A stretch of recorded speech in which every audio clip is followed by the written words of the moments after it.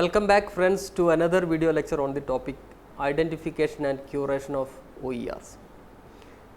In this video lecture we will be discussing about how you will identify and search OERs, which is of course available in the internet. Then why it is done, why you are identifying these OERs. Then a new term like the curation comes into the teaching learning processes, which means if you are a teacher and if you are teaching any course using technology, then how you will identify the open educational resources, teaching learning resources which are digital in nature, where it is available, and if it is available in the internet, how you will identify that and how you will make use of such resources for your teaching learning purposes.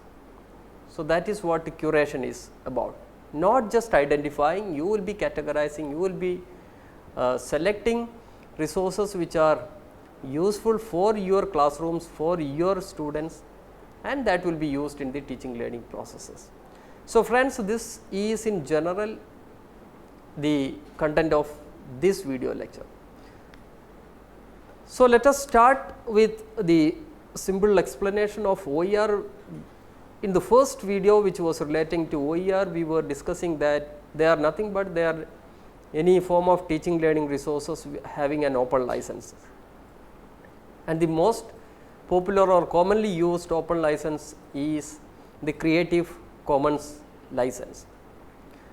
So, any digital teaching learning resources which are available in the internet and having an open license along with it is considered to be an OER. So, what is the use of this license? We do not have to struggle to get the permission. If the open license allows you to reuse that material, of course, that can be done without taking the permission, but there are some restrictions, but in general OERs having an open license can be reused, adapted, and can be used for your students in your classrooms. So, friends, any teaching learning resources which are digital in nature having an open license is considered to be an OER. Now, what are the different forms of OER? We have already discussed the different forms of OERs. It can be any teaching learning resource which are digital in nature. Say for example, an image can be made an OER, a graphic, picture, photograph, audio programs, video programs. It can be an e-text, any e-book, or it can be simply a PowerPoint presentation or any presentation. And the list is not ending. It can be again an animation, simulation, any VR, AR content. It can be curriculum maps, a complete textbook, any streaming videos, any multimedia applications. It can be a complete course material, a course even itself. So, there is absolutely no end to that. Any digital resource which has an open license is an OER, and this takes various forms. Now, let us discuss about if we have the facility, if the teachers have the facility or freedom to use any such open educational resources which are available in the internet, then how you will use it in your teaching learning purpose. The Commonwealth of Learning in 2015 has given 3 broad ways. Of course, this is not that way limited to these 3 ways, but of course, we can use in this 3 ways. Like the first one is mixing, which means you can combine different OERs and adding additional content to produce entirely a new content that suits your local context. Say for example, we have a PowerPoint presentation on velocity, say for example, a content of physics. So, this might have prepared by a foreigner, somebody who is residing outside our country, and they might have prepared this PowerPoint presentation for their students, but of course, many things like the definition, the formula which is required for calculating the velocity all remains the same across the globe. So, then you can use that OER, you can make some changes in that, you can add something which suits your classroom students or your students, and that can be used. So, something like mixing, we are taking different digital teaching learning resources, we are mixing something to that, then this is used in our teaching learning purposes or the teacher's classroom where she or he teaches. So, mixing is one of the ways which Cole points out. The second one is adaptation, which occurs when one OER used and multiple adaptations are developed to suit multiple contexts. Say for example, again take the case of a PowerPoint presentation. You will be using it for your teaching learning purposes in the 6th standard, 7th standard. So, when you are using PowerPoint presentation in the 6th standard classroom, you will make some adaptations, you will make some changes. Again, this is required if it is to be used in the 7th class or 7th standard. So, in multiple contexts, making different changes or revising the material. So, this is adaptation. Third way which Cole points out is asset extraction, which says only selected assets or parts of an educational resource material are extracted and used in a completely different context. Say for example, we have an e-text, a complete book may be running for some 50 or 100 pages, and for your purpose you need only some pages like maybe the content which is available in the 6th page and 7th page. So, you take the material which is there in that 6th or 7th page and this is used in your classroom. So, that way you are taking a portion of the material which is available in the form of an OER. So, friends, these are the common ways which Cole points out. Now, if that is the case, then we will move on to OER curation. So, friends, why this is important? Because there are lots and lots of OER in the internet, which is, of course, we do not need all those OERs for our teaching learning purposes. So, then as a teacher, our job is, suppose I am a teacher of physics, I have to identify the OERs which are related to physics only, because I do not need all the OERs which are related to like the physics. I need some of the OERs. So, then you have to identify such OERs, you have to organize it, then you have to use it in or administer in your classroom. So, that process is called curation, or we can call it as OER curation, identifying the required resources, organizing it and using it in your teaching learning processes.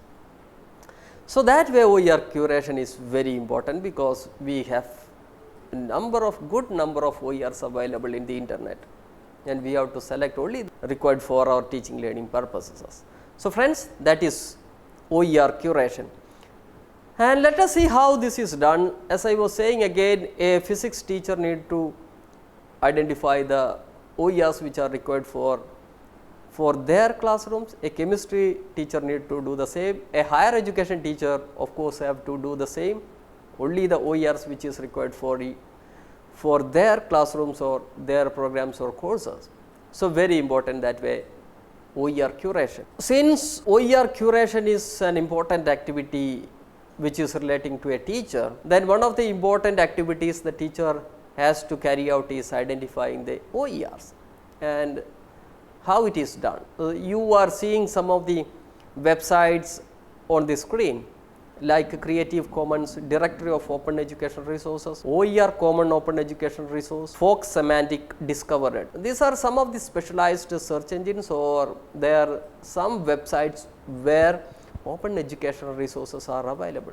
Of course, many open educational resources are available in these websites relating to all the subjects, irrespective of the level of education. So, if you are a teacher of school education, of course, you can make use of these websites to search, identify the OERs related to your subject of teaching. Of course, a higher education teacher can also, of course, visit these websites. So, one of the ways specialized search engines or website we will use, and you are seeing some of such websites or specialized search engines on the screen. Again, the list is not complete. Open Education Consortium, Computer Science Open Education Resources, TIMOA, Open Tapestry. These are also some of the websites which, of course, you can make use of to get the resources which are OER and relating to your subject. Again, friends, let me again discuss something in a different way. Say for example, I am a teacher of face-to-face education or conventional education. I am planning to develop a text material for my students. So, I have to make use of any software for that, like Google Docs or Microsoft Office. Then I will start preparing my Word document, text document. To start with, I will write some paragraph. Then I feel like I should include some images in my text document. Then what usually I do, I'll go to the Google or Yahoo, or there are many such search engines. Then I look for some images which are related to the topic which I have written in the document. So then the problem comes because you cannot take all the images which are available in the internet. Then the second option for the teacher is we can search for open educational resources or image OERs, images which are OER. So why I was saying you cannot take all the images, because this is done by, this is created by, this is developed by somebody else. So you have to take permission of that, the creator, if you are making use of that image. So to get rid of that, you can of course use image which are OERs, or if you feel like something I need to give the videos in my text document, Word document, then I can of course make use of again video OERs, audio OERs, I can again make use of. So when I am preparing a text document, even otherwise, we can make use of the OERs which are in image format, video format or audio format, and we have seen in the beginning there are different formats. So you can of course, you are free to make use of all those formats when in your teaching learning processes or when you are preparing any text document. So then where we will get the OERs like image OERs, video OERs, audio OERs. Of course, there are some websites where you will not find any copyright issues, because they are already OER and you can of course reuse it for your teaching learning purposes. You are seeing on the screen some of such websites where image OERs are available, like Wikimedia Commons, Pexels, Pixabay, Flickr, etc. If it is video OERs, YouTube, Vimeo, Flix, TEDx, TED ED, TED Talks, then PBS video. Then if it is audio OERs, Audio Archive, Bandcamp, and couple of other websites. So of course friends, if you are teaching somewhere in school education or higher education, you can of course make use of this website to get OER images, OER videos and OER audios. And the third way is for identifying, you can also go to some OER repositories. Like in India also we have couple of OER repositories like NROER, National Repository of Open Educational Resources. Of course, this is developed by the NCERT. So if you are visiting this NROER, National Repository of Open Educational Resources, then you will find many digital resources which are in audio form, video form, text form.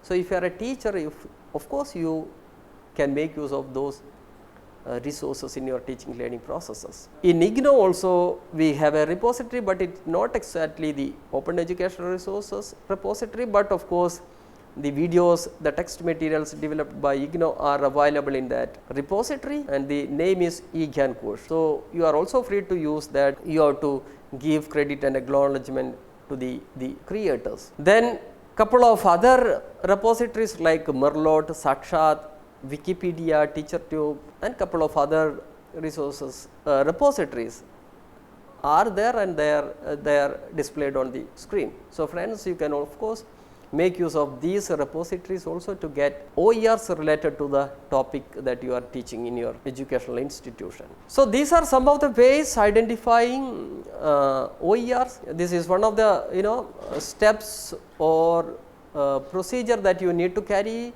when you are curating the OER. Now as I said in between, when we are preparing a text document, we have to make use of what we say images which are OER images. We will see how it is done. Again, if you want to get the text as it is which are OER, again there are some ways which is done with Google search engine. We will see how this is done. Again, in YouTube also OER videos are available. We will also see how to identify the OER videos which are available in the YouTube. So, we will be now seeing the demonstration of taking OER text from Google, then OER images from Google, and we will see identifying OER videos which are available in YouTube.